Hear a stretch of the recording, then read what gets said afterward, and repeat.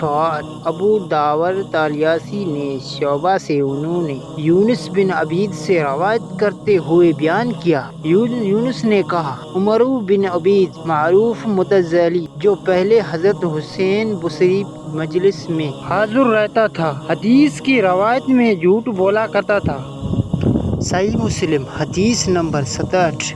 معاذ بن معاذ کہتے ہیں میں نے عفان بن ابی جمیل سے کہا عمر بن عبید نے ہمیں حضرت حسن بصری سے روایت کرتے ہوئے یہ حدیث سنائی، جس میں ہم پر ہتھیار اٹھایا تو وہ ہم میں سے نہیں ہیں۔ انہوں نے کہا بے خدا عمر نے اس حدیث کی روایت حسن بصری طرف منسوب کرنے میں جھوٹ بولا، لیکن وہ چاہتا ہے کہ اس صحیح حدیث کو اپنی چھوٹی بات سے ملا دیں۔ صحیح مسلم حدیث نمبر 68۔ عبداللہ بن عمر قواری نے کہا ہم سے حماد بن زید نے بیان کیا، کہا ایک آدمی تھا، وہ ایوب سختیانی کی علم مجلس میں حاضر کا انتظام کرتا تھا اور اس نے ان سے حدیث کا سماع کیا تھا۔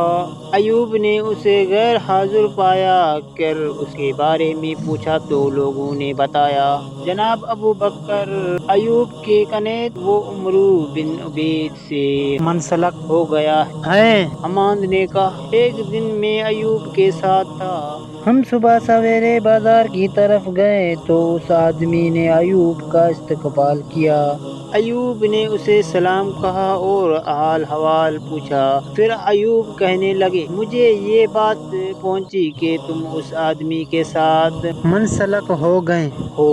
حماد نے کہا انہوں نے اس کا یعنی عمر کا نام لیا، وہ کہنے لگا ہاں جناب ابو بکر، وہ غرائب سے ایسی باتیں جنہیں کوئی نہیں جانتا ہمارے سامنے لاتا ہے۔ کہا ایوب اس کے کہنے لگے ہم انہیں عجیب و غریب باتوں سے بھاگتے ہیں یا ڈرتے ہیں کہ یہ چھوٹی اور من گھڑت ہوتی ہیں۔ صحیح مسلم حدیث نمبر 59۔ سلیمان بن حرب نے کہا ہم سے ابن زید یعنی حماد نے بیان کیا، کہا ایوب سے عرض کی گئی عمر بن عبید نے حضرت حسن بصری کی روایت بیان کی ہے کہ انہوں نے کہا جیسے نبیذ شراب کی نشے میں ہو جائے اسے کوڑی نہ ماری جائے تو انہوں نے یعقوب سختیانی نے کہا اس نے جھوٹ بولا، میں نے خود حسن سے سنا، وہ کہتے تھے جسے نبیذ سے نشہ ہو جائے اسے کوڑی ماری جائے۔